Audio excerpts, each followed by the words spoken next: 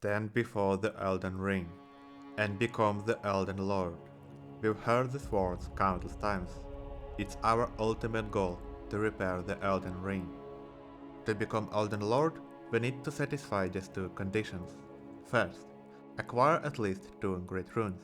In other words, prove our strength. Why the Elden Ring can be repaired with only 2 great runes actually makes sense, but that's a topic for a future video. And the second condition? Well, it seems we simply need to enter the Erdtree and have a word with Marika. You have earned the right to become Elden Lord. Now, seek the Erdtree and an audience with Queen Marika to become Elden Lord and restore the Golden Order. But when we finally have the great runes in our hands and approach the Erdtree, something strange happens. The entrance is blocked by impenetrable thorns. The 2 fingers are stunned, and Enya is shocked. It seems only Melina knows what's going on. I remember being just as confused during my first playthrough. Marika, the 2 fingers, the greater will, the finger readers. Everyone wants us to repair the Elden Ring, and Marika can't be the one who blocking the path as she's shackled. So, why is this happening? When we finally reach the final boss, the answer lies right before our eyes. The one inside the Erdtree blocking our path wasn't Marika, it was Radagon. Radagon didn't want us to become Elden Lord. His main motive in the story is to preserve his Golden Order. So everything makes sense now. We've uncovered the reason behind the plot twist of why the Erdtree was blocked. It's finally time to restore the Elden Ring. But then, something really nonsensical happens when we defeat Radagon. The Elden Ring vanishes from his body. Then, the Elden Ring itself takes the form of a beast resembling a dragon. It transforms Radagon into a sword and starts fighting with us. What's going on here? Does the Elden Ring itself not want to be repaired? Is that what's happening? But the Greater Will clearly wants us to become the Elden Lord, right? None of this makes sense. Or does it? Actually, it all makes perfect sense.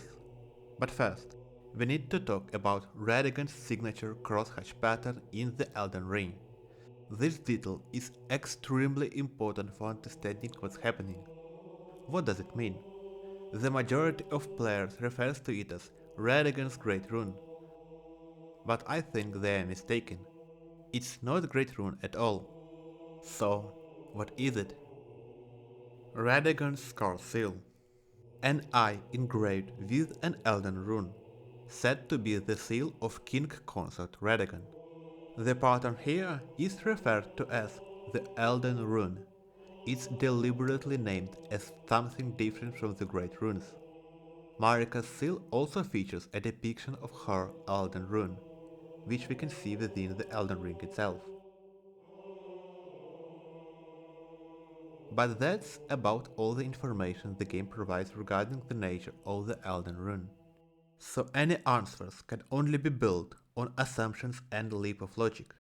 I believe the hint about its true nature is hidden in the Circlet of Light's item description. The Circlet of Light, which adorned Miquella's head as he returned in divine aspect, it has begun to fade into nothingness. This circle was to be the very foundation upon which Miquella's Age of Compassion would be built should it have ever come to pass. So, I believe the Elden Runes serve similar roles. They act as foundations. They form the base of the Elden Ring, upon which other runes are placed. Marika's rune served as the cornerstone for the Elden Ring itself. Since she is the vessel for the ring, without her the Elden Ring couldn't exist. But what about Radagon's Elden Rune? And why does it matter anyway for the Elden Beast's motivation? Radagon's crosshatch pattern carries a double meaning. While it's certainly an Elden Rune, the shape itself is used outside the Elden Ring for various purposes. Radagon employs this pattern frequently. We can observe it in the design of the Golden Order Greatsword, the Mask of Confidence, and even in incantations that he likely crafted himself. But Radagon wasn't just an exceptionally talented smith. He was also a skilled seamster, as evident from the gold sieving needle. Amazing. I've never seen a golden needle. Not in all my life. With a spectacular royal crest to boot. In sieving, there is a popular technique called crosshatch quilting, where straight lines are stitched in a grid or diagonal pattern across the fabric, creating a series of intersecting lines that resembles a crosshatch design. I believe this is one of the inspirations for Radagon's Elden Rune design. I went deeper into the significance of Radagon being both a smith and a seamster in my Radagon origin video, so be sure to check it out if you haven't already. So the second meaning of this crosshatch pattern is that it's Radagon's personal crafting technique, used in both his sieving and smithing. It's just his signature style. When Radagon smiths a sword, he uses golden threads to hold it together. If he crafts an incantation, he incorporates his golden crosshatch pattern as the foundation of the spell. So what does this crosshatch pattern specifically mean in the context of the Elden Ring? Marika shattered the Elden Ring with her hammer, but it was Radagon, and Radagon alone, who attempted to repair it. I believe that during this time, Radagon embedded his Elden Rune into the Elden Ring's formula. He repaired it using his crosshatch pattern once more, employing his personal smithing techniques. Now, his Elden Rune symbolizes a new foundation upon which Radagon rebuilt the Elden Ring. It's not that he intended to insert a new rune into it. This is simply how Radagon approached smithing. It's his style. It was a desperate move. With the Elden Ring having lost the support of Queen Marika, he had to imbue it with his own support, his own foundation, his Elden Rune. One compelling argument supporting this theory is that we've never actually seen how the Elden Ring looked before the shattering. The iconic depiction we are all familiar with is actually its current, fractured version. And in every representation available in the game, whether in seals, books, sigils, or even the giant Earth's door, there is no sign of Radagon's Elden Rune. There is no crosshatch pattern anywhere. Let's get back to the main topic.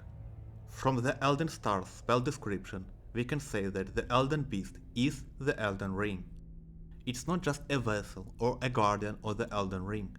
It is the Elden Ring. They are one and the same. We can see proof of this in the final battle. The Elden Beast appears only when the Elden Ring disappears from Radagon's body. So essentially, the Elden Ring just takes on a different form.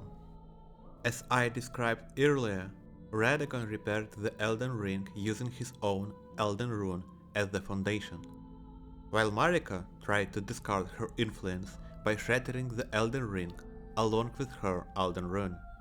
Even though Marika and Radagon are the same person, now only Radagon has control over the Elden Ring. He is the vessel of it, not Marika. We can deduce this from the final cutscene.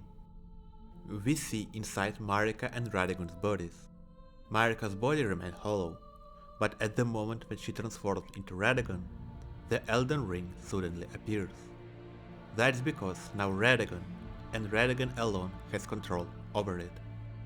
Continuing this logical chain, if Radagon has control over the Elden Ring, then obviously he can control the Elden Beast, because they are the same thing. He willingly became a sword to protect his Golden Order, just like his daughter willingly became a sword to protect her brother. Radagon literally became a sword to defend what was important to him. So it doesn't matter if the Greater Will, the Finger Readers, Marika, and everyone else in the world want you to repair the Elden Ring. Radagon doesn't want that. He blocked your path into the Erdtree with impenetrable thorns, and now he and his ring are fighting you at the end. He is truly the main villain of this story. So the final question remains, why? Why doesn't Radagon want us to brandish the Elden Ring? We can't say for sure what his origin is. He might be the slave from Castle Morne, he might have been Marika from the very beginning, but one thing seems almost certain. His current form is closely tied to the creation of the Golden Order. He is the Radagon of the Golden Order after all. That's why he wants to preserve his age. He doesn't want the Age of the Darkborn or the Age of Star. He doesn't want a better world. He wants his own age. His precious Golden Order. To better understand Radagon's current motive, I highly recommend checking out Smoketown's video about Radagon. Even though I don't agree with everything in it, it's a great video and he perfectly describes Radagon's motivation. And if you are interested in exploring his possible past, be sure to check out my video explaining his origin. Before we wrap up, here's an interesting fact. Back in 1947, a Swedish-American farmer named Axel Erlandsson opened a horticultural attraction called the Tree Circus, advertised with the slogan, "See the world's strangest trees here." He crafted some truly fascinating trees, bending them and using pruning or even grafting. Some of his most remarkable works include the tool-leg tree and the basket tree. But I want to draw your attention to another one of his creations. Does this one look familiar? I bet it was an inspiration for the impenetrable thorns. And this tree is called Needle and Thread Tree. A sewing team again. Looks like crosshatch quilting was truly an inspiration for Radagon's pattern after all. Now I'll be able to sew anything, even the threads of the demigods. That's it for today's video. Sorry again for the long pause between uploads, and especially for my voicing. I know it was really bad today. The next two videos are almost finished, and honestly, they will probably have similarly questionable voice quality, unfortunately. But after that, I promise, I will practice hard and improve for the next videos. I've got several shorter ones in the works, so you can expect regular uploads about once every 2 weeks for now. Thanks you all so much for the support you've shown. It truly means a lot to me. I appreciate your patience. And I will see you soon. Thank you.